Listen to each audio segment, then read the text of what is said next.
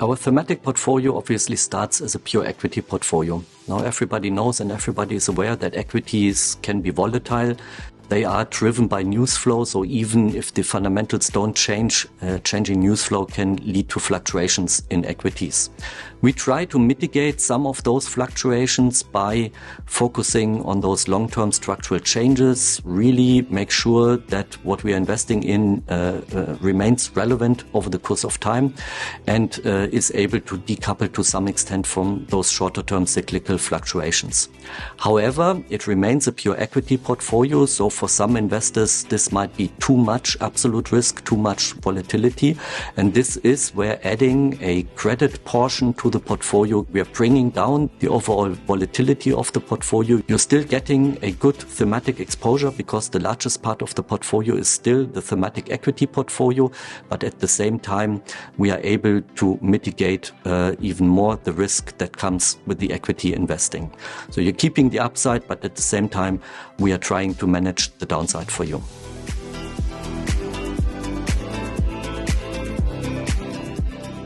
There are two key benefits of adding Global Credit SRI and EM Corporate SRI strategies into Thematic Income Fund.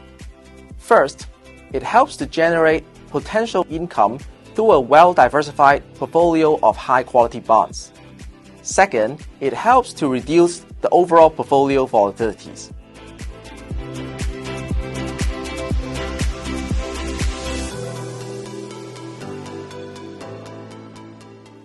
Within the allocation in credit sleeve of Allianz Thematic Income Fund, we have a static allocation with evenly split between Global Credit SRI and EM Corporate SRI strategies.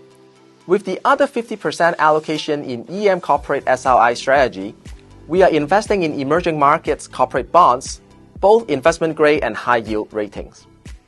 They provide income enhancement given a higher yield level. Also, they have shorter duration, which makes them less sensitive to interest rate movements.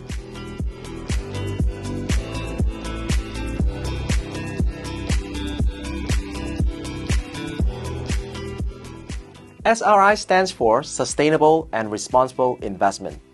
We believe a SRI approach will help to improve portfolio quality as well as to promote sustainable values. So how do we do that?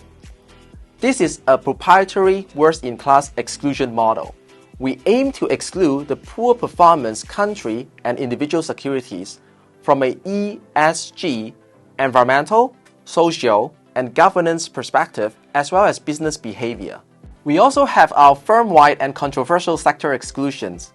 We are restricted in investing into sectors like thermal coal, weapons, tobaccos, or sectors that are violating human rights.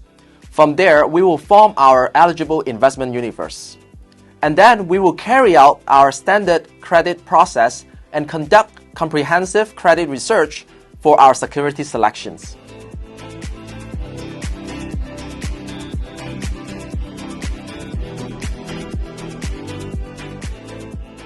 EM corporate credit yields have repriced to an attractive level after the macro resets in 2022. Looking at the JP Morgan corporate credit indices, the underlying yield have increased substantially from the lows being seen in 2020-2021, and they have almost doubled. Besides that, emerging market corporate yields always trade higher than the developed market counterparts, and that provide additional return. The level of yield pickup would vary over time, and we believe that at current level, it presents an attractive opportunity for investors to invest into this asset class.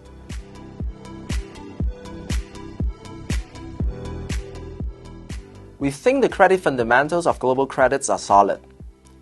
Global corporates entered 2023 with strong balance sheet as a result of robust earnings last year, as well as defensive business behavior. Looking at the key metrics of the corporate credits coming from the three regions, Europe, US, and emerging markets, they are all pointing at the right direction, with leverage declining and interest coverage rising. We believe the fundamentals of corporates will help them weather through the rising rate environment, and we believe that the positive trajectory will maintain in the near term. We think the credit fundamental of EM corporates are solid. Companies entering 2023 with strong balance sheets as a result of robust earnings in the last year, as well as defensive business behavior. The key credit metrics are pointing at the positive direction, with leverage declining and interest coverage rising. The strong credit fundamentals of EM corporates will help the company to weather through the rising rate environment. Moreover, EM corporates have demonstrated lower leverage compared to the developed market corporates consistently, which means they have a higher credit fundamentals in comparison under global context.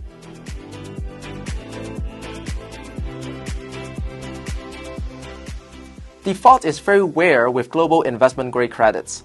Over the past 20 years, default rate has never risen over 0.5% in one single year, and with many other years, they are none.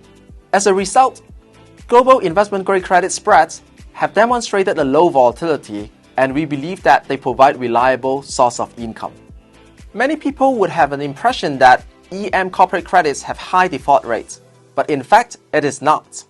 The long-term average of EM corporate credits default is around 1.5%, which is comparable to the developed market peers.